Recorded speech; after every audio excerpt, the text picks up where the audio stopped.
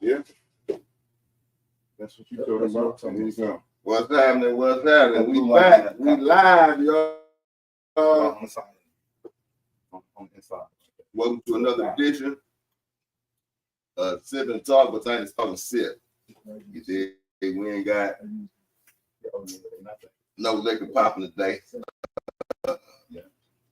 Yeah. So, what's happening, man? What's going on, bro? All right.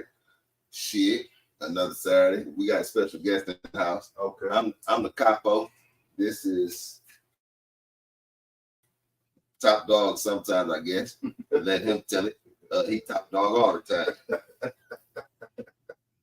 You know what I mean? And we got Mr. Journey to a Better Health.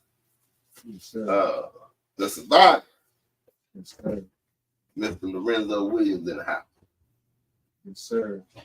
What's going down? How you doing today, bro? Man, I'm blessed, man. I'm blessed. You blessed. shy today? Oh no, man, I'm blessed. You know, you talking about low stuff, man. No. You trying to whisper? No, I ain't trying to. You married, you can't be talking all sexy and stuff, man. No. You can't be doing that, man. Man, I can't help White it. on. You know, the Billy D, my Billy D, baby. The Billy D.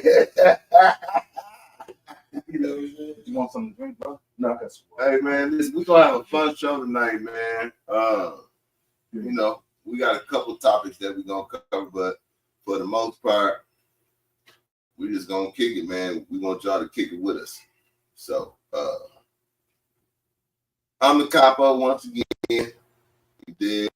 And I want to talk about these streets since I got somebody that worked for the city in the streets. And he had to explain to me why the side streets weren't done properly. Because they want to make sure y'all can travel up and down the main street so you can get to where you got to get to. And emergency vehicles can get where, if somebody having a heart attack, they can get there. Or if it's a fire engines can get there. Yeah. So we want to make sure those streets are dead first. And then we go to the side streets. So I go work tonight from 9 to 9 a.m. So more than likely, I'm going straight to the neighborhoods. So I'm on, my area, I'm going to start those neighborhoods tonight. Evidently, they must didn't do it first shift. I don't know, Yeah, I don't think they did it, man. Yeah, they probably did. I ain't. Long as it's still snowing, they try to stay on the main streets, Okay. But as soon as it let up, then we take it to the neighborhoods. What if we can't get off the side street? That's that. See, that's the thing. I had a problem coming over here. I was upset. I almost turned around. Yeah, this bottom line, Wisconsin is one of those places, man. You gotta have a 4x4, some kind of that. Not necessarily, but that is good though. But it's just what it is. We live in a state where we get snow, and we got parking rules. A lot of the people don't abide by those rules. You go down the street, you got a car right here and a car right opposite. You know how small the streets is. So do you think a plow truck can get down that street? No. Right. I wouldn't even try it. I turn as soon as I see it, I turn around. I remember back in the day though, there used to be a rule that you park on one side. It is still a rule. Oh, is it? But people ain't don't paying no attention to them rules. It's a rule. Okay. It's a rule. Yeah, that makes sense. Yeah. That's like I told you when you got here. Yeah. Let the park on that side, so get a plow truck an even chance to go down one side of the street. Yeah. Well, It seemed like to me though that is it me or like real talk? I'm glad y'all brought this up because do they give certain neighborhoods special treatment though? No, not at all. My neighborhood, I've been out to 107th and Mill Road, Road. It don't matter. Everybody's the same. A driver's a driver. No, nobody gets special attention. Nah. So no neighborhood. It's the higher population of white people. Nah. It don't matter. I'm just saying. Listen. Some people think that. It's not a sign. It's not a sign. I'm y'all brother. I grew up with you. Okay. I'm telling you right now, it's no treating this block better than this block. Nah. Of course, it might be up to the individual driver, but if you got a route, you got a route. I got a route. Then I got people that come behind me to make sure I'm doing my route. So I mean, that's how it works. But that's the job I need. I need that job. Go behind and make sure they doing their routes. Yeah. They hire for that. Yeah, I need to do that too. Today, I would fire somebody. They're like, you ain't supposed to be doing the side streets. You supposed to do that one. Nah, you can't do that, John. You gotta. I'm not gonna say they know what they're doing all the time, but I will say this: the main streets do have to be done first, and we try to get those clear. And when I said, well, how was the main street? You said 100 times better. Then that's they did what they supposed to do. And so when I left work, all my main streets were curb to curb, passable. When I say curb to curb, I mean the snow was all the way to each curb. To the curb. Yeah. So it was passable. So how are they gonna fix these side streets now that the snow is packed and frozen? Okay. Well, tonight we got some stuff called brine. It's liquid. Okay. So it comes out the back of the truck. And when it hit the ground, it's specifically for temperatures under freezing, under 1 degree, and that's what it's for, to break that up. So will it harm my car? No, it won't harm your car. Now, I want to know, because I know these are questions people have. Right? Yeah, no, it won't harm your car. It's just brine. Okay, it's just brine. It won't harm you. What you know about brine, man? You know a lot of stuff. About that. Oh, you don't know that, huh? I don't know about that. We got some on you. We got some on you. Well, you don't know that? It can be beet juice. We experimented with some kind of juice, some beet juice that they was trying to experiment with. It's just something that works good in below temperatures. That it can get to the ice, to the snowy ice. So you think you start drinking beet juice will stay warm in this? I think you would. You probably do more than that, Sean. Beet juice is good for you. It is good for you. Yeah. We'll see.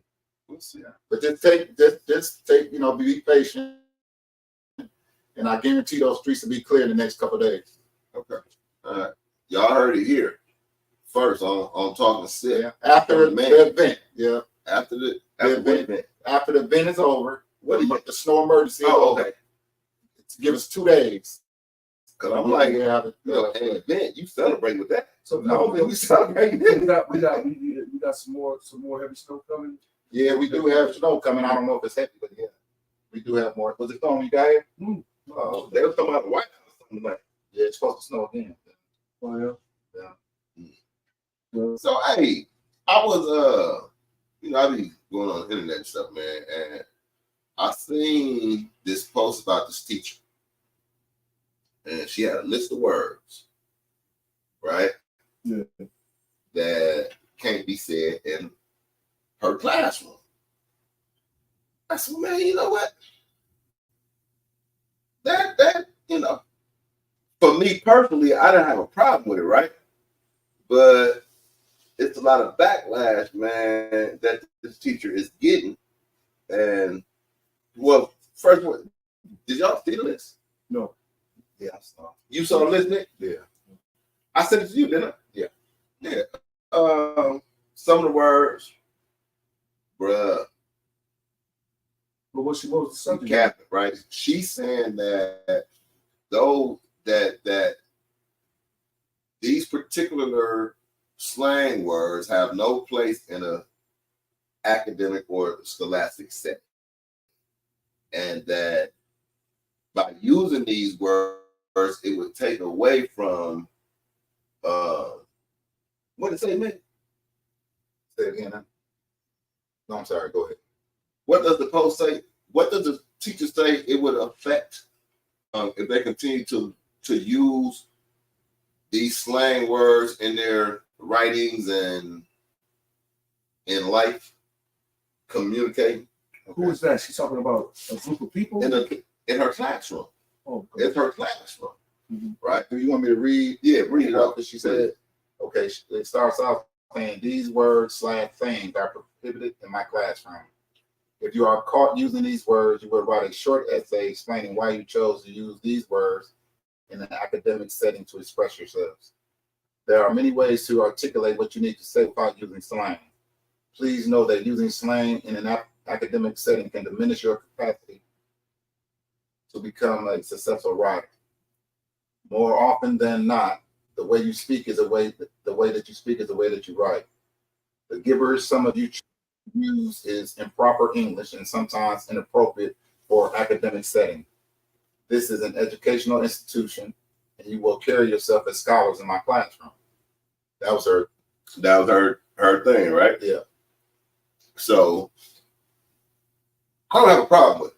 But Me personally. Did she list words? Yeah, there's a bunch of words. She said just name five to six of them. Well, these are the ones I have a problem with, and I'll explain why later. But when they say young people, when I say they, on God, on my mama, on my dad, it's like mom, dad, cuz, family, friend, associate, on bro, on hood, on me.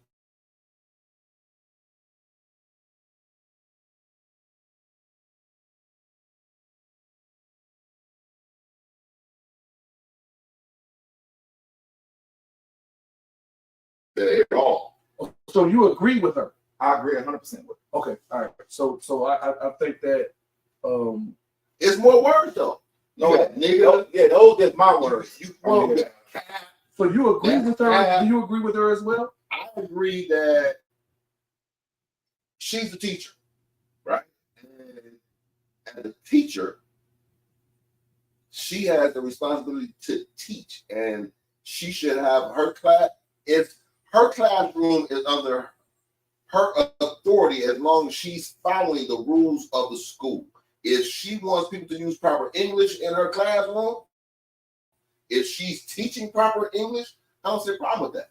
Well, I think what I hear her saying, based off of what I heard and read, is basically what she's looking for is proper etiquette. Proper etiquette, okay. You know what I'm saying? That's what I hear. Okay. You know what I'm saying? And so you ain't got a problem with me. I agree with her with the words that I heard Mick reading, that those are words that's not edifying to us. Okay. In dialogue. Okay. You know what I'm saying? So in a setting like that, I think she's looking for some etiquette. See, you know what I mean? My thing is, it's the pushback that was given towards this teacher. Okay.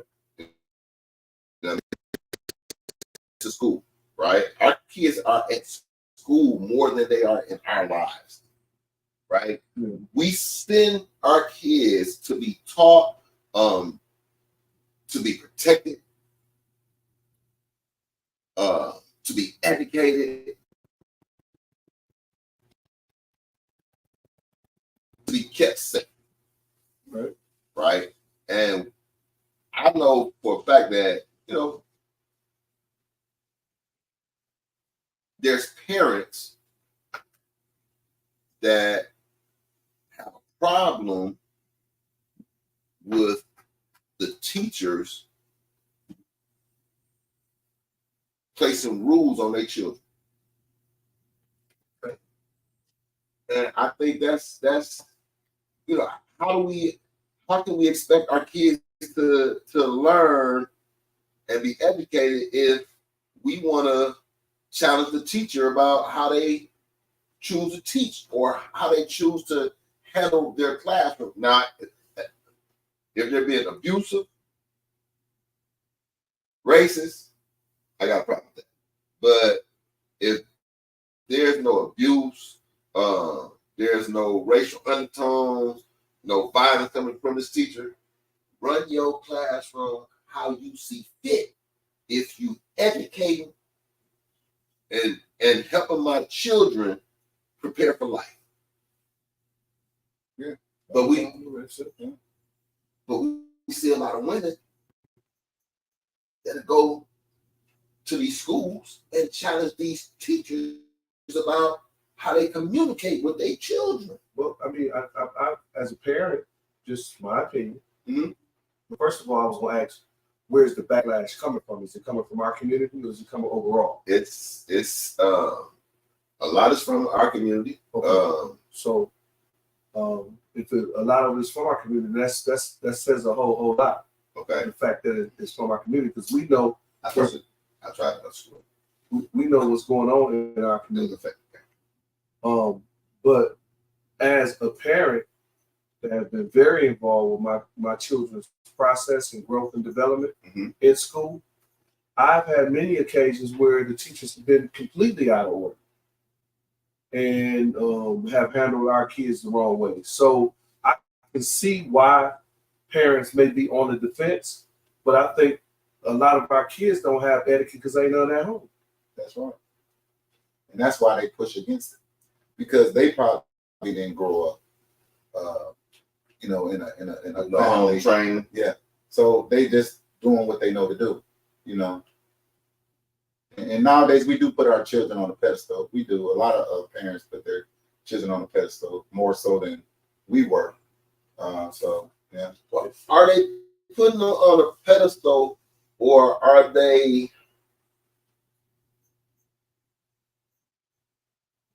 teaching them how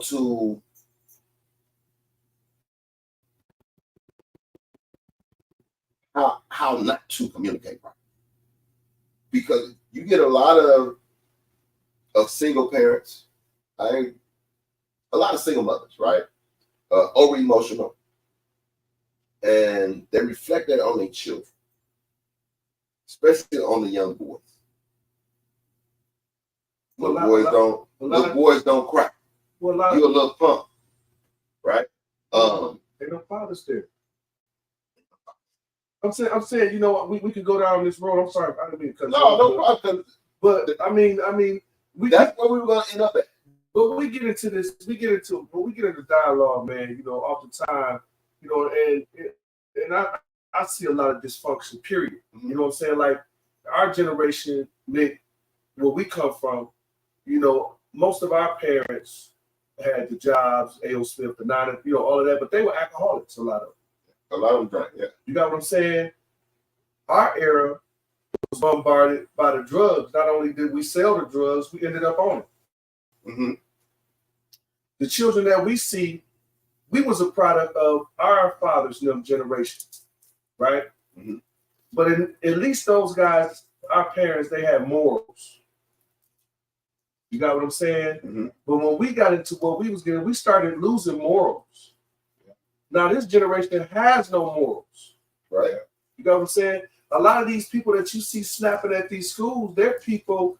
These are young people having young kids. Like they haven't had any mentorship or growth and development. A lot of them, and so we got people that haven't had any that been missing fathers. So I just try to, when I had dialogue with brothers like us, you know what I'm saying. A lot of times it kind of turned into the blame game. You know what I'm saying?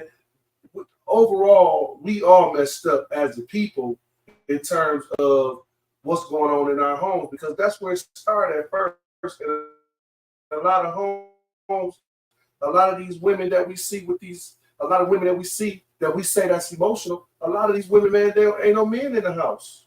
Yeah. So I was going there to go here, right? They're going to put police in the schools. Back. As they should. Hold on. I see a problem coming into play because our kids don't know how to communicate. They have no respect for authority. True. Right? Mm-hmm. They're adversely aggressive. Overly aggressive, right? Angry, right? When you put that formula together, you're going to have clashes.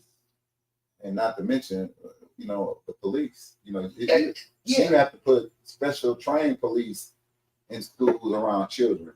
You can't put the run-of-the-mill cop that's used to dealing with just people, drunks on the street or people in the neighborhood. These are children. Yeah. So you have to put police that's trained to deal with them. You have to train the officers to deal with these kids, because that's not what's going on. They go on in these schools treating these kids like they grown men and women. Yeah. Aggressively. Very aggressive.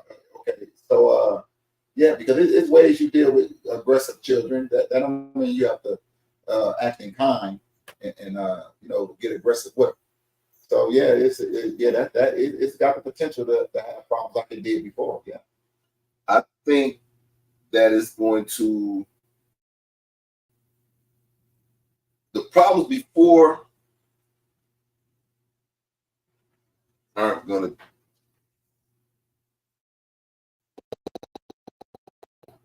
to what we're going to face now, because our kids, like you said, those police before, they were dealing with a different type of child. These children here, they have no outlook on life. They have no values. They don't understand morals. They have no respect. So what They have no self-respect. What are we gonna do? I mean, because that's really what it boils down to, is what we gonna do? Because we talk about the police, we talk about all. I heard they'll put people in place, but we got to figure out how to get in place. How we gonna do that? They done took all the. We don't have no. Remember, they used to have mentoring programs. Yeah. It used to be mentoring programs. I think personally, some of these officials, they really don't have an opportunity. They got to give that back to us. We just need to be in position. They need to give that stuff back to us where we can become mentors. So I'm going to tell you, because I've been in talks with people, and honestly, the only way that that's going to happen where they give it back is if we take it back with our actions, right? Of course. By getting involved without going to them, without trying to have them involved, right? We need to show that we don't need them, but they need us, right? They need men like us to take the lead and say, you know what, okay, I might have to sacrifice time. I may lose some money, but if we want to fix us, and it can't be the same kinds of characters. I mean, we got to stop recycling the same ideas with the same people, and we can't share what we're gonna do. I found out that hey, when it comes to funding and politics, it's all fair game. You know what I mean? Mm-hmm. I think you just found that out as well, right? They'll take your shit. They'll take your shit. So we can talk about that off the air. I just spoke with somebody else out of Metcalf Park, old Trey Focat. He want to do something. So maybe we'll set something up, and after we get to doing it, and well, we need to start getting behind people that's in the door. Some people just not doing. Like we got our own, somebody from us. Yeah. Like Ed. Yeah. My man, he got a mentor. They've been calling on this man to go mentor. He's got some programs. He asked me to come out to one.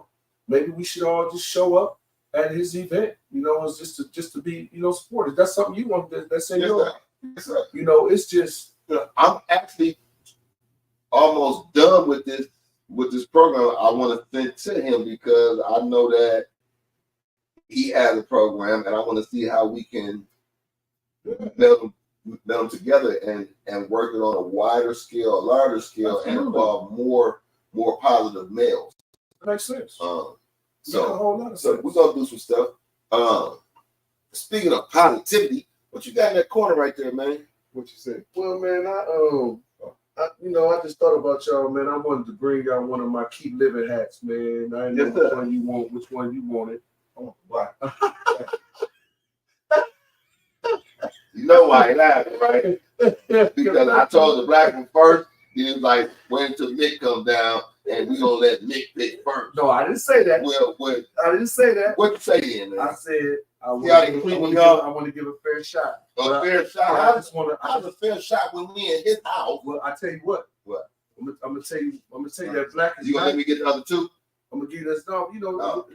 I want to talk about that, by the way, because I want to talk about greed too. Hold on, wait. But listen. No, we're not gonna do that on this show. This right here. No, y'all was talking. I heard y'all was talking about Judas. We were about Judas the other day. And wanted to chime in on that. We're gonna jump back. But this right here, man, let me show you this black hat versus this hat. First of all, to keep living, yes, sir, is the name of my book and what I went through, and this means so much to me because this is what God told me after they told me I only had 3 months to live. Yes, sir. I heard something say keep living, and I got up and I haven't sat down since. So as you wear this hat, know that this was something that means a lot to me, and I just wanted my friends to have one. Well, So, I'm gonna say this got a little flavor on it. That gray got the flavor on it, though. I'm glad you picked that. But I'm gonna say this, man. You know, I like your stuff. I really. This is the first day that I haven't had on something that says royalty or something. Right? I just put it on because not only is it yours, but it's warm. It's comfortable, right? I put it on this morning to go outside. Yeah. And even with the royalty, real quick though, like I'm not trying to even push what I'm doing. It's like I wanted.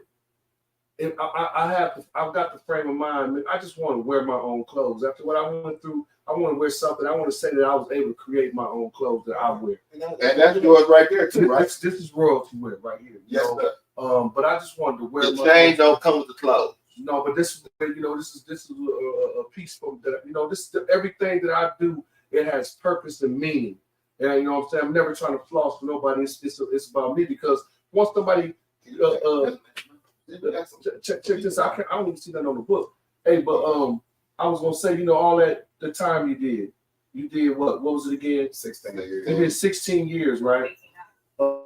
When you have an experience like that, man, you want to live. You want to do the best and live. And so after you've been told that you have a short time to live and you get an opportunity to live, then I want to be able to operate in my creativity. And that's what I want to represent, and that's what I want to see. And that's why I'm supporting what you're doing right now, because I feel like it's positive. I feel like it's positive, and I feel like we need it. You know what I'm saying? So it's a beautiful thing, man. And so royalty for me is just, that's how I see myself. I'm prophesying to myself. Okay. You know what I'm saying? I can say I'm dumb. I can say I'm stupid. I don't want to say I'm stupid. I want to say I'm royalty. My man. You know what I'm saying? That's what I want to present. You know what I mean? Well, I mean, That's all right. you picked a good name for it. Yeah. I went to work the other day, man. My man. 2 days ago. Yeah. It's nice and warm though. That's for sure. It really is. I don't drive though. I let the drums on. Yeah. That's what you said. Yeah. So you just take it's stuff. It's worth taking care of. Matter of fact, those suits are kind of like the ones we used to have. Anyway, enough about the suits. If you want one, Well, we're pushing this, man, because it's actually great material. It really is. How much are the sweatsuits? How much are the jogging shoes? How much are the hats? well, we got the hats. What's that right there? This is a hoodie. I don't know. Why did I know about that color though? Well, you can get all of this, man. Why did I know about that color though? But if you didn't know, I was looking for some burgundy. My whole point is I'm going to do whatever colors anybody want me to do. Yes, and we can. Well, as a brand ambassador, Yeah, I should know about every color. You've been laced, baby. Trust me. Yes, I have. I have. And you've been supporting. And Mick, you've been supporting. Ed Henry's been, some of the fellas have been supporting. And so it's just us, y'all. I mean, we could be doing negative stuff. I feel like this is a positive thing. Yes, just like the Skrilla wear. That's a positive thing. Yes, You know what I'm saying? I'm gonna get in on here next. And that all come from us. Yeah. We've been with each other for a long time, and so why come if we can wear Nike, but Nike's nice. That's a nice sweatshirt, by the way. But we can wear one of them that got royalty on it. Yes, sir. Yes, You know what I'm saying? And why don't nobody shouldn't get mad at me because I created royalty. You can create something I wear, but don't get mad. Wear mine until you create yours. Yeah. You know what I'm saying? Yeah, I wear yours. That's putting your money back in your community. Yes, sir. Yes, sir. You Yes, feel me? Yep. I see on the what's the name? So Yeah, man, royalty wear, man. because it is up here. I like that job though. Yeah. So anybody want to pre-order? I'm getting some made.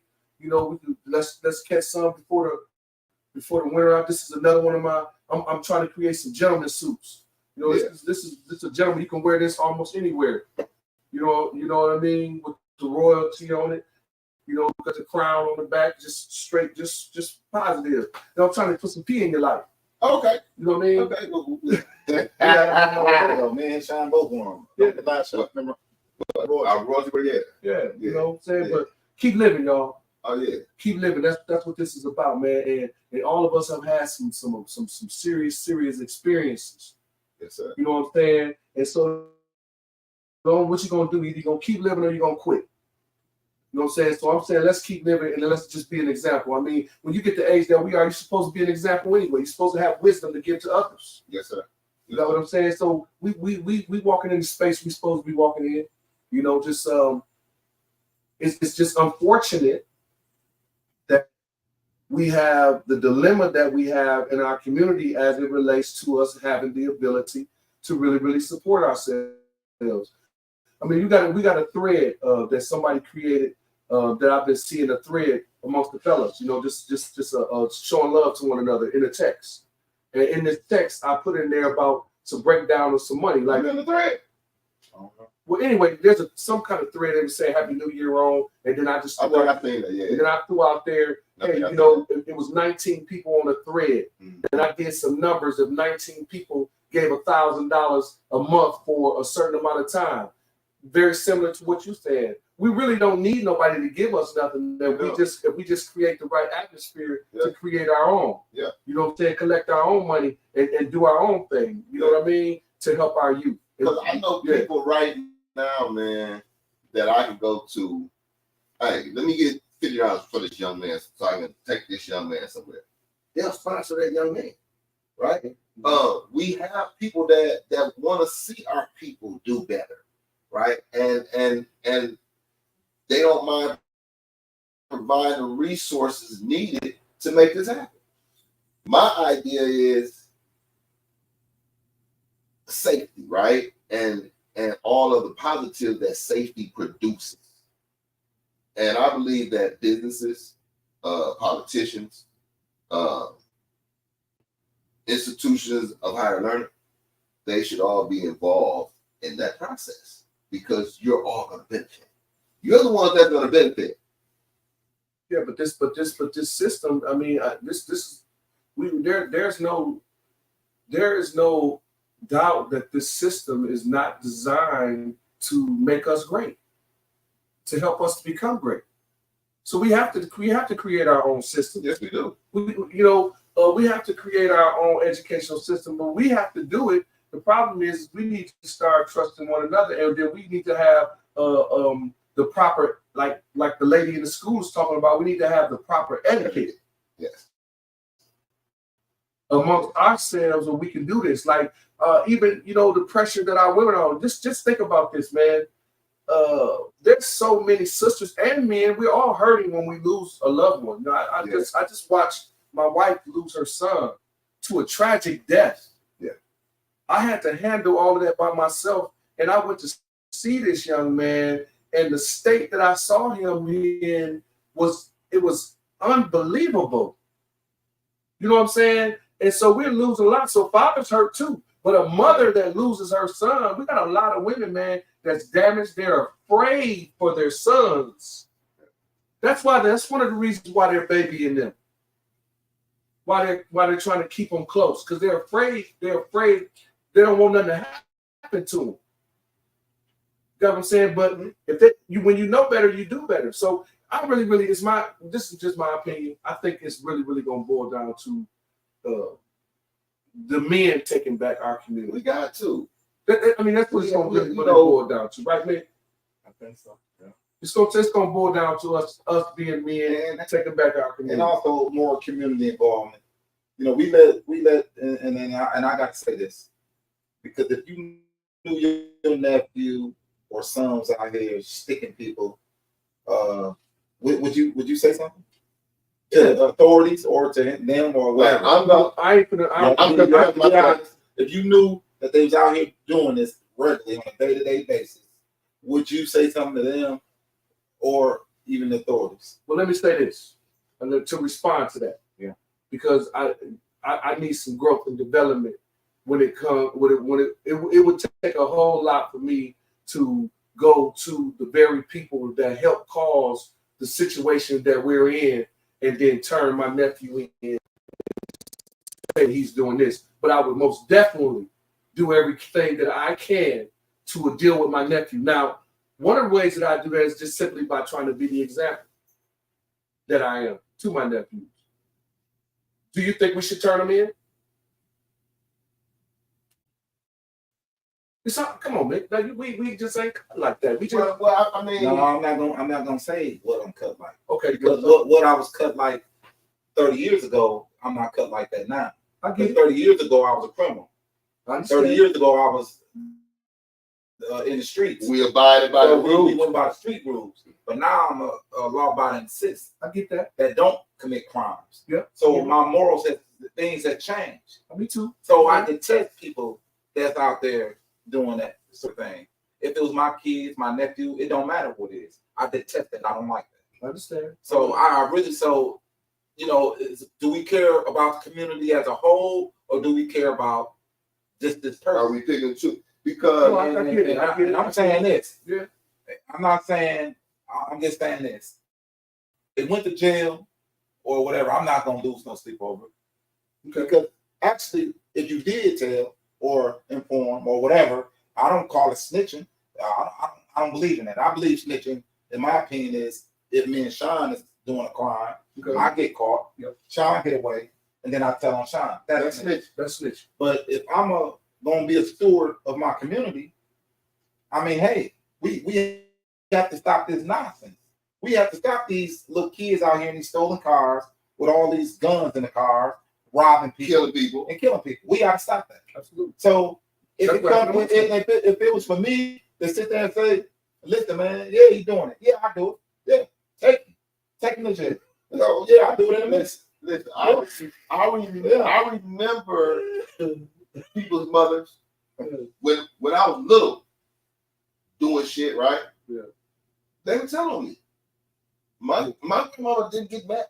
Most of the time, though, the police would bring me back home, right? Because I had to deal with mama, and they knew that. Yeah, it was something there. It was You know, something there. Yeah. now though, you know, I'm a person, man, that believes in chances, right? And if I can mitigate the problem before you get to jail, I'm going to try to intervene. Yeah. I'm not going to be the person that sit back though and say, hey, yeah, my son ain't doing nothing. When my son doing something, I'm going to check my son, right? Yeah. And if that don't work, bro, I might try to put hands on my son. I know what you're going to face when the people get you. I'll be trying to save mine too. You know, I know what And you're going to face. You got to do that because you can't. It's you being double-minded. If you saying I won't turn him in, or I won't, you know, if you know what he's doing, and to sit there and watch it, you really being a party to it. Yeah. Because what if you know on this, and then you watching him get ready to go up for the night, and you see him get his tools of the trade or whatever with his friends, and they go out and kill somebody, then how you gonna feel? I feel bad. Or if they kill somebody that you know. I'm just saying, what I'm saying is I would attempt to be proactive with my nephews, my children. And then if that don't work, and I'm like you. That's what Mickey said. What It would be exhausted. Let me shift this real quick, just for 1 second, Bill. Okay. Because I need a little time on that. All right. That's the same scenario that we walk around here with this street code crap. Mm-hmm. I'm a grown man. Yes, sir. If somebody wronged me, am I snitching on them because they did me wrong and pressing charges on them? we just No. said that's not wrong. Look, I'm saying I'm As talking a about, citizen, I'm no. at that place. I'm You're talking a about, citizen. I'm talking about I'm there, I'm at that place, and the question you dropped on me about one of my children or my nephew, I'm saying to you that I would be as much proactive as I could be, but that's a sensitive place for me. But I also agree with you at the same time that we have to become that in order to really deal with it. Sometimes you got to send them somewhere, and I say it again, to stay their life. Something. Yeah. You know, because If we sit there and watch them do what they do, it's like you watching them commit suicide. That's real. Because they gonna go out and do something, and maybe the police will kill them, or maybe somebody else will kill them, Or fentanyl or something. I'm just saying. We have to take our community back. We all got to get involved. We can't let these kids dictate or our lives the way they used to be dictate how we think now. We can't do that. That's what I believe. That was one of my issues dealing with the people downtown, right? Because accountability is accountability, and if you are in a position of authority or power, and you can look over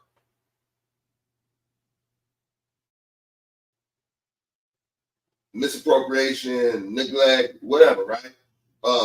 Because you got a good relationship with them, but they fucking the community over. That was my issue. No, you can't say that you represent the people and you letting this person slide, knowing that they dirty and they fucking off money and they messing people over, right? When we talk about holding people accountable, you can't hold nobody else accountable unless you can hold yourself accountable and to those same standards. And as citizens now, man, yeah, we was in the game. And I believe we played the game by the rules, right? But we chose to be a part of the game, right? We chose to be. We didn't have to get in these streets, man. That's the thing about that, right? As friends, at the time that we chose to become friends, this wasn't about. It wasn't out of economic desire, right? It wasn't because we was doing that. It wasn't because we was getting pumped. We linked up because we all had something in common. We had some flavor. Well, not only that, though, to be really honest with you, a lot of that, well, the dysfunction is the dysfunction. You know, we really just look at the history, we know where the dysfunction comes from. Yeah. We've been dysfunctional, but as it relates to our group, who we are, which is a very, very small group in Milwaukee, and we've always been one of the smallest groups in Milwaukee. One of the reasons that we began to congregate the way we did anyway, we were also childhood friends, first of all, but you know, people would come from other neighborhoods, and make an attempt to come into our neighborhood, and we just, as the group, the small group that we was, thinking we just wasn't having that, right? And that kind of spread abroad, because you know you might walk in the wrong area, man. And they was known, them guys was known as people that could fight. You know what I mean? But anyway, the dysfunction brought us together, and we've been together all of this time. Bottom line, and so I believe that to the voice of those that know who you are, that know who we are, anybody that come from where we come from, have the ability to figure out how to come together. You know, most of us now, we're in our 50s, and these young people that we're talking about, they are way more dysfunctional than what we were. Oh yeah, you got what I'm saying? But we have the ability. So, Mick, I guess that what you are saying is probably necessary for us to really, really embrace in terms of this. If this is going on, we ain't covering that no more. We're not gonna cover these people riding on the street tearing up our community cars, and we not, but we also gonna have to figure out how to stop them from killing themselves on these drugs. So we concentrate. We will concentrate on what we know, right? We know Capitol Drive, 27 to Titonia, right? Say Roosevelt to Nash, right? This is what we know. This is who we know, right? This is what we can impact. I think we should worry about what we can start to repair. Now I go up and down Capitol all the time, man, and I don't see us with nothing. That ain't their fault. That's And our fault. I know that. That's why I'm saying we need to concentrate on what we can concentrate on where we come from, right? It's not their fault.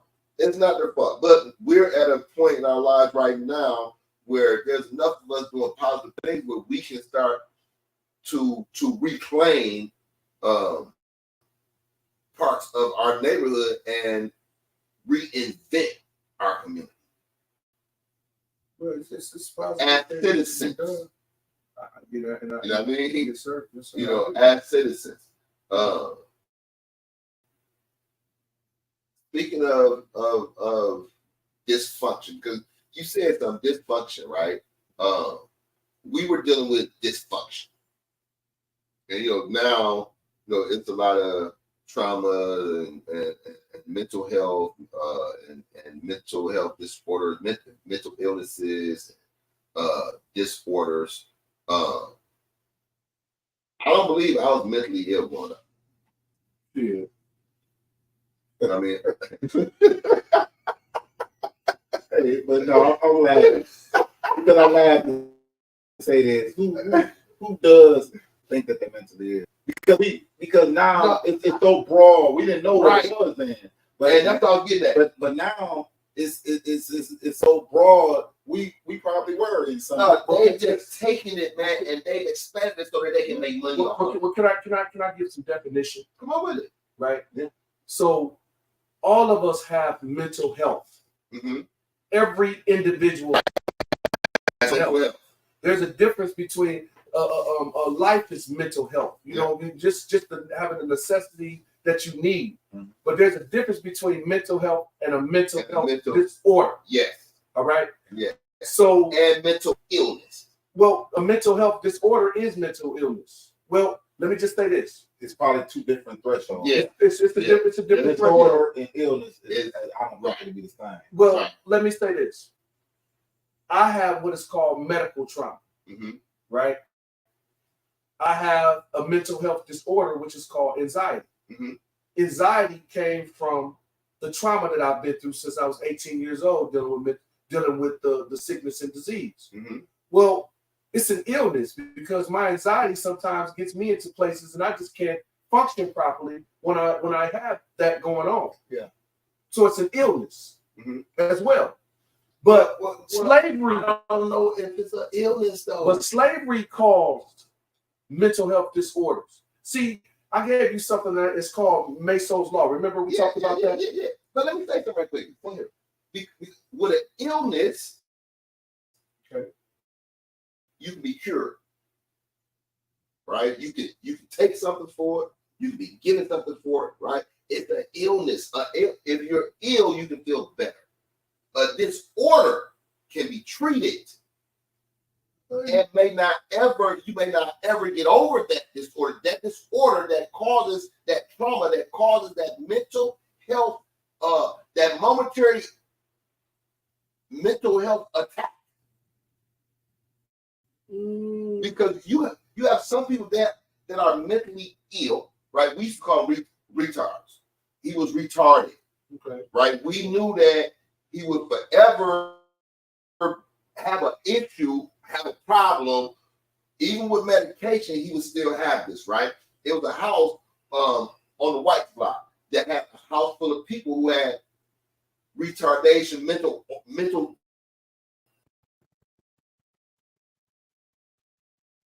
that impacted their life to the point where they needed supervision. Right? Yeah.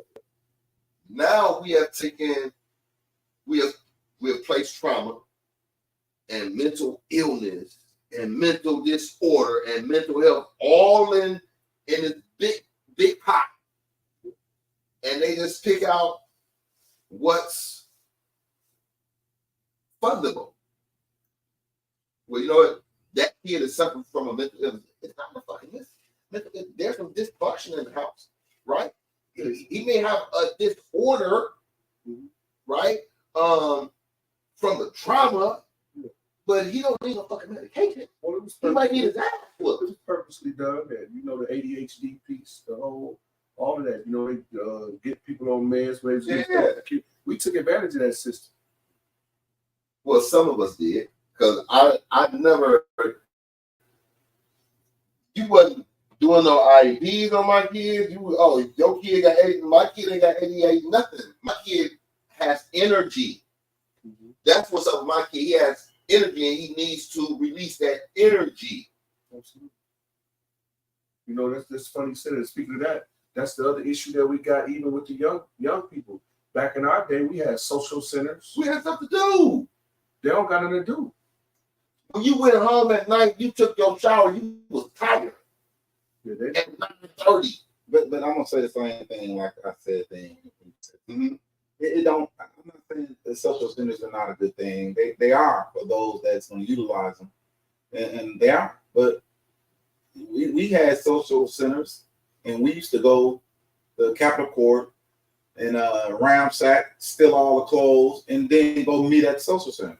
Or we'll go to the social center, meet up, then go to the palace and fight.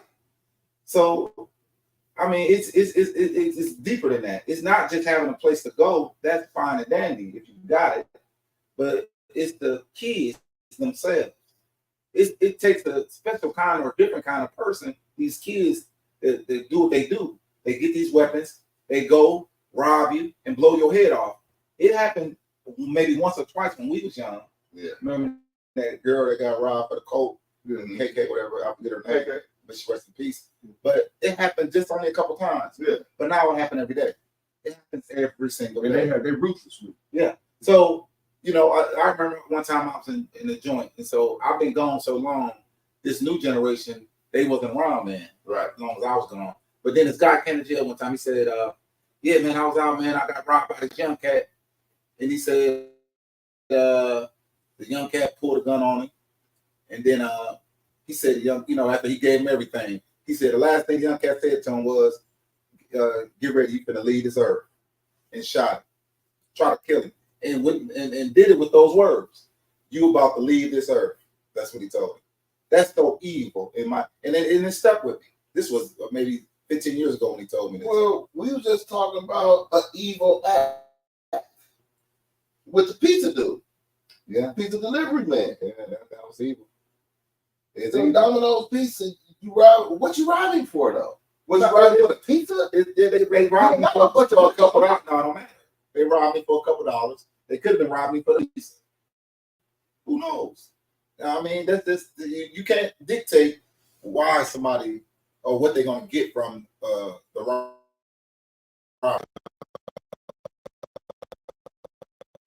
Not discussed. They get what they get. Right. But it's the point of why killing after the fact. Why would you shoot him? Did you shoot him because he tried to run? Did you shoot him because you evil and just wanted to shoot him to get your body under your belt? Why did you have to kill him?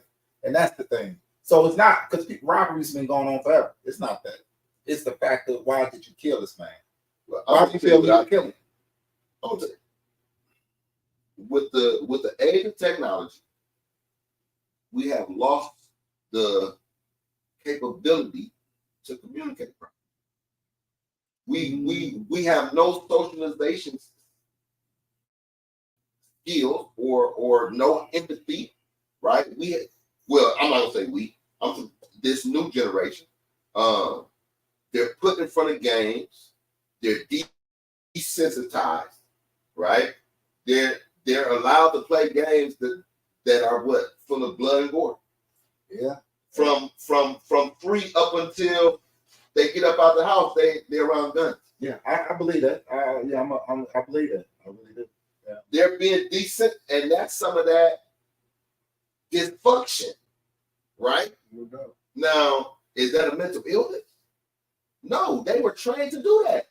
They were trained to be killers since the age of 3 or 4. Yeah, but we talking all of this that we're talking about, but all of this comes from the system that we're living in that's been designed to put us in this place. And that's why we need our own system, right?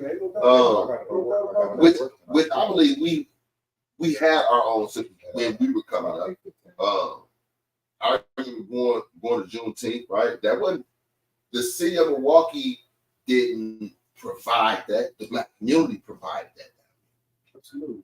We had a system in place within our Black bar community, right? That those bars actually took care of certain families in these communities.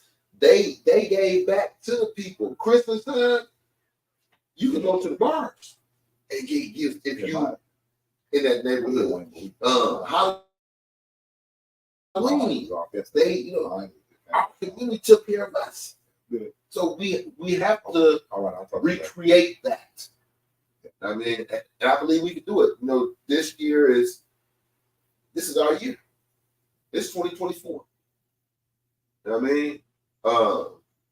And we have the capacity to really change the direction of our city if we want to.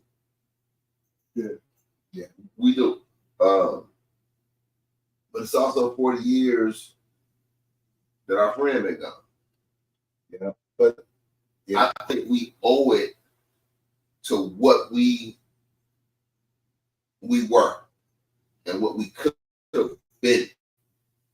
Because I remember being told by Ms. White, y'all got some power now. Use it correct. And we did. Absolutely. I mean, because think about it. If we would have redirected our energy towards policy change, legislation, and we was 30, 40 deep. Yeah, but the same systems that we talking about is the same systems that's working today. That was working against us then. Yeah. So we had the capacity to go up to be nurtured and prepared to go inside of that system and disrupt it and change it. Yeah. But we didn't change. We did. You know what I'm saying? And so that's like I said, when you get older, you know, it probably shouldn't took 40 years to know better to do better. Yes, but it's still not too late. But it's still not too late. It's not too late. You know what I mean? That's what you got to take from that. It's still not too late. Yeah. And this could be the kicking off point in time this year to do that. But like I said, the police don't stop crime; they react. Yeah. We know that. Yeah, it takes the community to stop the crime, and it does on whatever level. It can be different levels, but it takes the community to do it because this is it's so much stuff going on. I believe if white people was killing each other at the rate that black people kill each other, it'd be a national outcry. I believe that. If any other race was doing what we doing, it'd be a national outcry. But when you say national outcry, are you talking about from them or from the whole? It'd be from them, from them, that group. Not looking for the rest of the world. That group of people would be putting systems in place to try and deal with it. That's right. I received that. And we're not doing that. I received that. We act like murder is the thing that we can wake up and look at the news and say 3 people got killed last night, and then we'll make sure there ain't nobody we know, and go on about our day. Like, that's a tragedy. It's 3 parents, 3 families that's traumatized and devastated off a loss of a loved one. And we act like it's nothing. 3 families, 4, and maybe 3 to 4 generations of those families. It's deep. And being a victim of it myself, it's deep. It's I mean, as far as gun violence and violence as a whole, it's horrible, man. And I wouldn't wish that on nobody, but we have to do something to stop it. And so that's what drives how I am now. I'm not gonna go to the point to say because I really don't like the majority of them, but I have seen some good young people that I'm like, man, that work, got jobs. Respectful. Yeah. But the bad eggs is kind of overwhelming those good young people. But the thing about it is that, and the good thing about it, right, is they're in concentrated areas. They're in places. The bad thing about it is a lot of them are protected. I just learned this a couple weeks ago. There's 200 confidential informants within a 5-block radius of the hotspot. Most of them are what? They're doing The same thing. the same thing, Absolutely. right? They letting But them they're work protected because because that's how the system works. The system is Yeah. designed for the destruction. But, You know what I'm saying? but my question would be, how would anybody know these I 200 find out. informants? I find out stuff. It is. But let me say this. One of the things that I had in my heart, man, that I'm pushing. As a matter of fact, I got 2 sons right now, and I pushed them towards the trades. Mhm. I got one son that 5 years into electrician, Okay. and then my other son is 5 years into HVAC. Okay. And as a matter of fact, Ed got his campaign going on for his boots, and he's going to use. He decided to use my sons as ambassador, which is a beautiful thing. Yes, sir. But I think that is one of the things that we need to come together and start pushing is to try to get Get back into the trade. get our kids back to the trade. Well, You know what I'm saying? When we were coming up, when we were in schools, they were promoting trades in the schools though.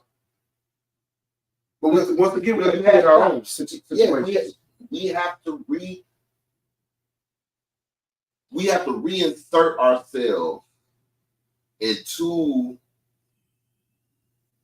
these positions, where we can be impactful, on the decisions that are being made about our children and our futures. Right? I don't think there's enough men involved in the school board. If we talk about these young people and Case in point, that's what I'm impact saying. them, We're right? in. Yeah. If we know that that's a system that has an effect on our children, on children that will have an effect on us, I think because their actions affect each and every one of us. Their adverse actions, their negativity, it affects us too. it's true. When we walk out, they don't say, "Oh well, that's an old man." No shit, that's just another thing. I think one of the There's things no that we could do- separation.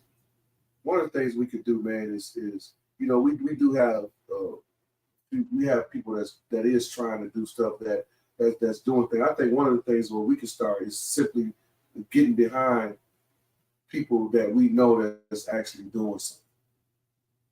So that takes me back to something Mickey said, right? They may be doing something positive, but if they got any adverse activity going on, We all gonna have issues. No. not issues. Doing If they involved in bullshit, illegal shit. you can have one foot Yeah. in doing right and one foot doing wrong. I know a bunch of people, Yeah. I know a bunch of people that, hey, yeah, man, I'm down with you, but bro, how can you be down with me when I'm telling you that I'm doing this, I'm going this path. It may take me a while to get where I'm going, and you stay in the alley, cutting through the yard. You know what I mean? Yeah. And you walk parallel with me sometimes. It's disingenuous. We need some growth and development. We need growth and development. We need to grow. And we need to be selective, and we need to start vetting. Absolutely. No doubt. Yeah. No doubt about it. And that's got to be one of the main things, the criteria. Yeah. That even to be a mentor, you can't be a mentor and be selling pills or Drugs yourself. or drugs. And I know plenty of And them. own it yourself. Yeah. Regularly. We know plenty that People got personal. We gotta clean ourselves up. No, I'm not saying that, but I'm saying some people you may be alcoholic, may be whatever. But I'm saying if it's just you out there buying pills and It's illegal buying activity. pills, selling It's pills, illegal. any It's illegal. illegal Yeah, activity, that's what it is. and you trying to mentor, we can't get mad when the police beat on us, lock us up, kill us, and we doing the same shit, right? When That's true. say Hamid died from an overdose, fentanyl, right? Somebody gave it to him. Somebody sold it to him, and somebody know who sold it to him. Yeah, ain't nothing happened, right? And he was doing good stuff in the city, great things in the city. People were talking about the greatness that he was exhibiting. It was behind the scenes stuff going on. No, what he you're had addiction. Yeah, So that's not the same. Yeah. I'm not saying that. Okay. You can't bring a person's addiction. But I wasn't talking about the addiction. I'm talking. That's the same. No, it's not. No. If If you're representing, if you're representing the community, listen, and I you don't have have a problem with any individual because we all got something going on. But if you're representing the community, and you say you're representing the community, that's just like when you ask me about the kids. Okay. Like my nephew and my kids. I'm gonna say this. Okay. That brother, he did awesome things for the community, and may he rest in peace. May he rest in peace. But he had a problem that I didn't even know he had. He had a problem, and I've been with him, and so that's different because he had a problem that he hid from everybody. But if Brother Bob or our brother Bob, whoever, I'm just making up a name. I don't know If he out there selling pills and we see him meet this car on the corner and do a transaction, or if we at the bar and somebody come to him and he do a transaction, so we know what he's doing. So that's what I'm saying. We can't have that. But if a person what about the person that knows what he's doing and they don't say nothing?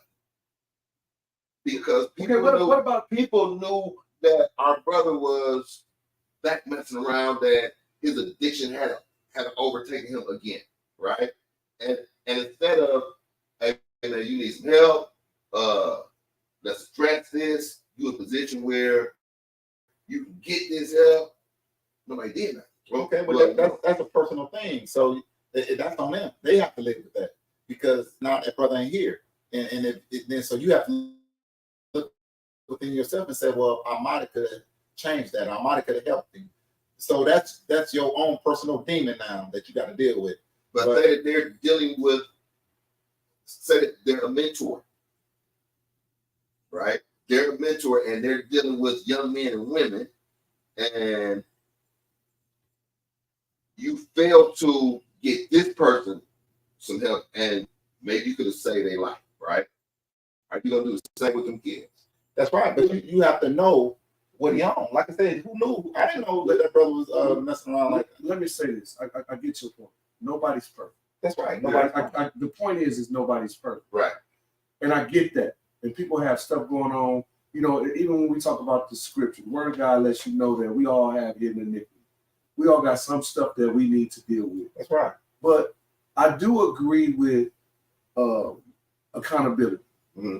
Okay, so if we got stuff going on, and we know that we have issues and we represent it, you're not being honest with the subject matter. But I don't want to really define that to an individual. I kind of want to, like, if I could, you guys the other day, you guys was talking to some gentleman the other day, and the subject matter about Judas came up. Mm-hmm. You guys having this conversation, and one of the questions was he a bad guy? Right. Was Judas a bad guy? Yeah. So based off of the studies that I had, he was not a bad guy. As a matter of fact, he was a very intelligent man. He was the man. He was over the organization. He carried the money. Bad. Basically, the treasurer. The treasurer. But he was a thief. But again, let me finish though. But just like you said, nobody knew that. No, but listen. Okay. I'm saying nobody. He was supposed to have been representing what was going on, but nobody knew that he was stealing. Okay. But let me say this before you, let me just finish what I'm saying so that you can say what you want to say. My point was about Judas is that the man had a skill set. Otherwise, they wouldn't have put him over the bag. The real about Judas is that he was tempted. He was dealing with his temptation. And they gave 3 records of Judas. The first time they went to do something, he wanted to steal some money, which was wrong. Mm-hmm. The second time they went to Mary and Magdalene's house, they said that the lady was rubbing some oil on Jesus' feet, and the man wanted to do wrong. And then at the end it said, and he was tempted. But at the Last Supper, it said that when Jesus told him to go do what he needed to do, then the word of God said that he was consumed. So warning comes before destruction for all of us. Okay. You got what I'm saying? And it's temptation that is the thing that we need to figure out how to get control of. That was the spirit that was on the brother Judas, was that he was tempted until he was consumed. And that's what happens to most of us. Most of us end up in the position that we're in because warning comes before most of the things that we've encountered, in my opinion. Okay. I'm done. And I get that. But okay, so let's go back to the beginning of what we were saying. So we just using examples of someone that's on drugs and someone that's stealing. So what I'm saying is, if you know a person's on drugs, you can go to them and say, listen, I noticed, whatever, but how would you verify? Because he's not doing the drugs in front of you. So you will never really know. You will never really know. Unless you catch it. Or just say, with the thief. No. Let's say this. Okay. So he hurt himself by doing the drugs because he's not selling the drugs to kids or to anybody else. He's buying the drugs from a drug dealer and he's using them. That's not true, bro. No. You hurt your family when you're on drugs. I'm not saying that. Okay, I know that. You know what I'm saying? I know that. Okay. So now let's go to the person that's drinking or alcoholic. So and I like to have a view. Let's say you come to me and say, maybe I think you got a problem. I think you're alcoholic. Who is you to determine? I'm just saying that it's a legal thing to do. It's legal. So if I have that's on me. But I'm saying I'm not alcoholic. But I'm just saying it can't go in nobody else's hands and say what I'm doing is a problem. That's not true. No. Alcoholic is not a behavior. Alcoholic is an alcoholic. No, it causes a behavior. You wouldn't know, but you wouldn't know. How would you know? Because I know. Because I know. No, you don't know. Listen. My dad was alcoholic. You wouldn't know. There's functioning. He drank. We never saw him drink, and then he ate, and he went to sleep and went to work. So how would I know what he doing? How would you have known Judas was stealing? No, Judas was a thief. How would you have known that? Unless it was exposed. Okay, because the Bible said he's a thief. So when you stealing from somebody else. When you drinking and drugging, if you got a wife at home, if you cheating on your wife, and you got cheating on your husband, and you've been drinking and using drugs, you stealing from your family. Oh, that's not the same. It's the same. It's the same spirit, though. Okay, Judas stole money from somebody. A man that cheats on his wife is stealing from his wife. Could he go to jail for it? What you mean? Could he go to jail for it? You can go to jail. No. For the man, for the man that cheated on his wife, could the police come and arrest him for it? You can go to jail for. You can go to jail if you get caught using drugs. Hold on, man. Listen. I said, listen. Could you go to jail for cheating on your wife? Could you go to jail if you're using drugs and nobody don't know, but the police pull up on you and you use them, you get caught? Okay, well, what's the difference between that and a thief? Because a thief is taking it away from somebody else. So as a person that's using drugs and strung out on you, if you're strung out, he doesn't have no family now. Okay, you're stealing from yourself. You're stealing from yourself. Who he hurt? He's gonna hurt himself. But it's the same thing that Judas did. Okay, that brother was doing what he was doing in the dark, man. That's what I'm saying. So okay, I didn't know about it. Nobody knew about it. Judas was doing that in the dark. No, they knew he was a thief. No, Jesus knew. That's like me knowing that somebody's an alcoholic, and I ain't saying nothing that you're an alcoholic. I know you got a drinking problem if I see you drinking, or I know you got a drug problem, and I'm not saying anything. but I know you got the problem. It's the same thing. No, it's not the same. Well, we're gonna have to disagree on that because I never saw a person in prison that was in there screwing around on his wife. most of the people that you see in prison is people that because they was tempted and they end up being consumed by what they was doing, and they went too far and they end up No. Oh, yes, absolutely. You know, no, you keep saying, and I notice you keep saying, tempted. Tempted. We tempted by our own lust and greed. That's my what the whole Bible says. No. So if you're not tempted by the devil, you tempted because you're an evil person or you got evil tendencies. No, that's how you tempted by your own lust and greed. We on the same page. Okay. We So don't make tempted in that. What I'm saying is, if you continue to do the same thing, you'll end up. Isn't there a spirit of temptation? Absolutely. Man, you don't want to get into. I'm just saying though. We don't get into that. But they take away from the responsibility of the person. That now, if you come in my house, the person that's been hiding using drugs need to be responsible. I know, but you can't listen, man. You cannot use addiction and then a person that comes in your house and sees $20 on the counter and just take it and put it in his pocket. So you that's saying two different things. So you saying that being a thief can't be an addiction? I'm Because saying, somebody can be addicted to stealing. no. But that's the man. Wait, no. We're not Sean. We're not talking about that. You know what I'm talking about. Really? We're talking about greed. A person that sees some money on your counter and take it. It's not. What are you saying? You're not addicted to that. You just wanted something. You took it. Well, let me say this. This is my point for bringing that whole thing up. Yeah, don't complicate it. It's not complicated. Well, we talking about. We was talking about everybody when Judas, the name of Judas comes up. We talk about him in one area, but the message was what his temptation or him being tempted in whatever issue he had ended up causing him to become. I'm saying it happens in every situation. I think that a man that cheats on his wife, a woman that cheats on her husband, I think that a man that's out in the street using drugs, I think that he has he's on the same exact road that Judas was on. He's going to keep doing what he's doing until he's consumed, and then once you're consumed, ain't no coming back. You rather say it again. You said what? What you hear? You think that he's consumed the same way that Judas was. Absolutely. If you continue to submit yourself to your temptation, Okay. at some point it's going to consume you, and you're going to pay the consequences of being consumed. Absolutely. And I think we've all experienced it on some level. That's what I believe. And I just don't think that a thief is any different. An addiction is an addiction. Okay. If you're destroying your vessel, you don't think destroying your vessel is evil?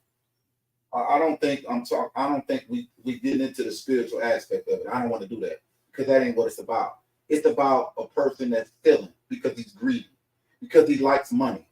I want to deal with that. Don't get into the spiritual aspect of it because that ain't what we talk about. Okay, well, I want to talk about. If you commit adultery against your wife, that's between your wife. That's between your wife and God. That's a family matter. The police ain't gonna come and say you committed adultery. I'm gonna take you to jail. You might not never be caught for stealing. You might. I don't know a thief that ain't never been caught. I don't know a person that's on drugs that ain't never fell on their face. Yeah, but like I said, we talking about something. We talking about something. Okay, I just don't agree with that. But that's fine. You don't, and that's okay. And I'm not going to agree. You're not going to agree. That's okay. But let's not get into the spiritual aspect of this thing because you're never going to solve nothing. It's not about that. It's about one of my sister's man. He's a compulsive thief, and he steals. That's what he do. Okay, he steals, but he steals because he wants to steal. He's not tempted in no way. He steals because he likes stealing. Because he likes the money. He likes to steal it. That's like the rain. That's like the rain. We ain't gonna do too many name dropping, man. You can't drop. No, don't do the name. But like the little brother, they steal because they get compensated for it. Now, the same way if they have a job, they can work and get paid the same way, but they don't. They rather steal because it's instant gratification. So like when you stole drugs, it's instant gratification. So what about the dude that steals to take care of his habit. Come on, dog. It's the same thing. See, That's my whole you point. know, we get listen, man. Addiction is addiction. Addiction is addiction, right? And it is. It is. I'm just saying. But drug addiction is not the same as someone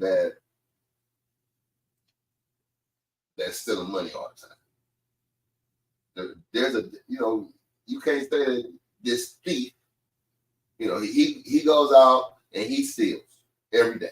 No, that's listen. He on drugs and he don't go out and steal. He go home and steal from his house. Yeah. Okay. Because of his drug addiction. Yeah. So he's a thief. The fact that he stole from his house is worse than the fact that he's an addict.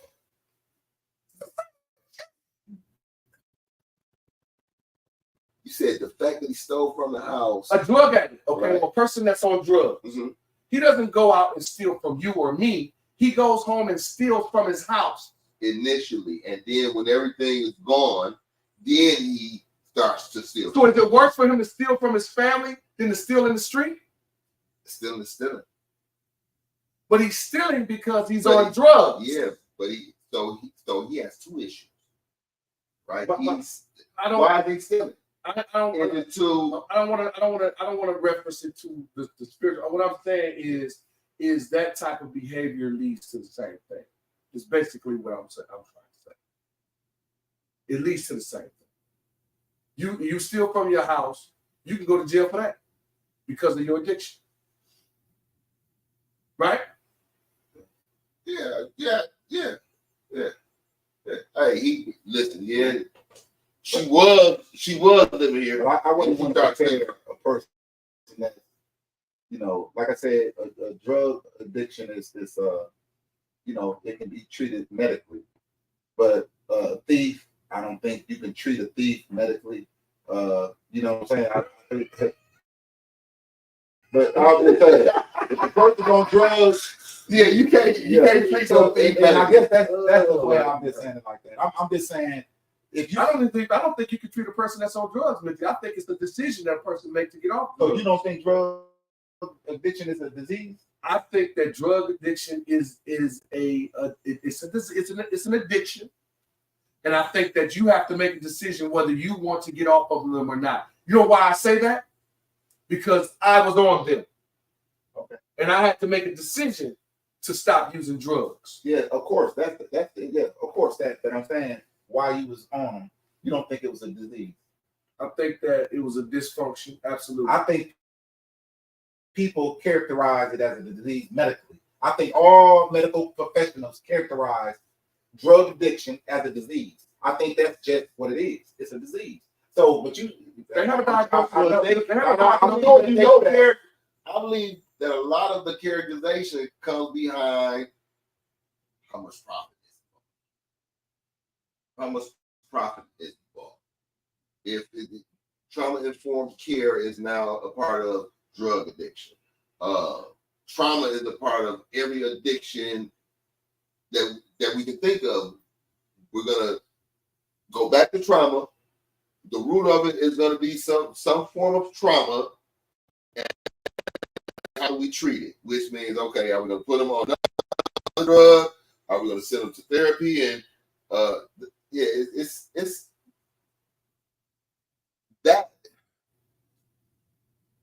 that's too vast to really. Go ahead. We can't make that. Okay. Well, I just Googled it, and I just want to see. This is what they say about drug addiction. Why do you take your glasses off to read? I don't need them to see this. Oh, okay. Drug addiction, also called substance use disorder, is a disease that affects a person's brain and behavior and leads to the inability to control the use of illegal or illegal drug or medicine, substances such as alcohol, marijuana, nicotine. So it's a disease. So hold on, man. You're telling me I'm addicted to weed? So if I look at, I don't know, Sean. If I look up, it's still a disease. I mean, I know it's a such thing called kleptomaniac. I'm not saying that, and that's something different. That means a rich woman. No, it don't. No, use that. No. Let me use example, man. Okay. Because when you use it, when I say rich woman, I'm taking away the excuse of I did it to feed my family. Okay. So I'm taking away. So let me talk. I'm saying a rich woman going into J.C. Penney's and got the money to pay and just steals just for the kicks of it or whatever, or For the whatever she do it for. Okay, so now if you take, as I said earlier, my sister's dude at the time, he stole the sale and to get money, but he's able to work, he's able to make a living, but he just did it because he wanted that instant gratification of this hustle, this money. So that is, to me, is different. Okay, but if you're going to definition for that, since we're looking up definitions. For what? For This is a a very educational show. Okay, so the definition for that is a person that is a thief and illness. No, not kleptomaniac, a thief. This don't say kleptomaniac. Oh. But that's the definition of what it is. No, thief ain't a kleptomaniac. What you mean? It says it right here. It says that involves repeatedly being unable. What did you Google? What did you Google? I Googled That's it. the definition of thief. Listen, there's a name for a thief, and the name for a thief is kleptomania. That's the name. Look up. Is theft considered a disease? It says here that it involves repeatedly unable to resist the urge to steal items. Now, I was charged with theft, right? Felony, theft, uttering, forgery, theft by forgery or uttering. Okay. Right? Yeah. I wasn't sick. You didn't just start then. Excuse me. Come again? That's the only what? Ain't the first time you started that you stole? How do I know that? It's I not did the it. first time I stole, Yeah. but You started a long time ago. I wasn't stealing. Go ahead, bro. You got me, bro. Huh? You got me I there. got you. Yeah. But no, it's not about getting. It's not about that, You because got me on that one there. stealing is not I was kleptomaniac. You had to look at kleptomaniac I because did not look up this right here. My Bring this up right Steve. here. This is right here. Bring up Steve. but I'm looking at the first word and say I know, but kleptomaniac. look what I put in though. Is basically is a thief and illness is what I put in, and this is what came up. Did you read it all? You can read it all too. This is what it says. Kleptomaniac is a mental health disorder that involves repeatedly being unable to resist urges to steal items that you generally don't really need. You don't need nobody else's Hold on. money. Often the items stolen have little value and you could afford to buy them. Okay, I agree with this. But a thief, what I'm saying is a thief, like a thief that goes in the store and boosts, they stealing for the money. So people got use for money. They got use for money. And Judas was a thief. He stole the money. He wasn't a kleptomaniac. He liked the money. He stole the money. But the behavior is what I'm talking about, Nick. No, but you It can't. leads to the same thing. Okay. And I'm gonna say, okay, I get you, but you read that definition, right? Okay, I'm put it. What is a thief? You know, my point is that it leads to the same thing, man. But the bottom line is, But we just, I know, but we made this whole conversation for over trying to describe what a klepto and thief. We just was saying one thing, man. You can't keep drawing it out like that. That's not what it's about. It's about a thief. It's about a choice. You stealing because you want to steal, not because you got an urge to steal. You doing it because you see this money and I'm gonna steal this money. Me and Sean, we went to jail for stealing. Did you have an urge to steal? We saw the dude at a bank robbery. We went to the boys' home for theft, for robbery. So we want that money, man. We We never felt like it was a mob, and he was having some money, and we wanted it. So I mean, it wasn't no illness in us. okay, let me. That read was this. more greed Let me read this then. than illness. Well, make it quick, cause Anyway, we gotta get up out of here, man. You know, do it another time. the brother gotta go to work. We go. But I do want to say one more thing to the people that's listening.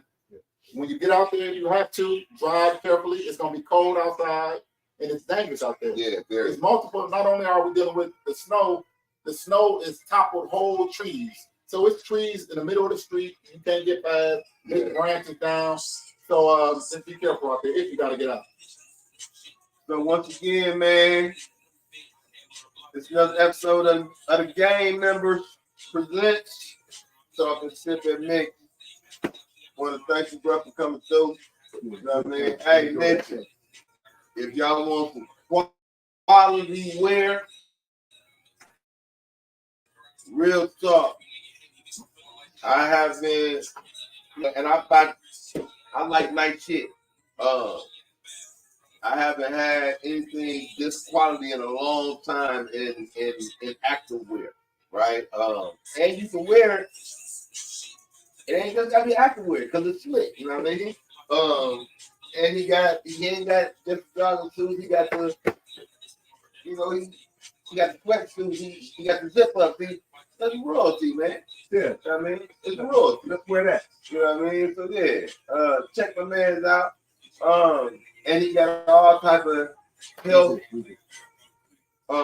products for you. You know, if y'all see Mick out there, man, blow at him, man, because he's trying to keep it safe for y'all. You know, if y'all ever want to talk about something, holler at the capo, baby. We out of here. We out of here. Peace. Peace, peace, peace. What can I get here? 9?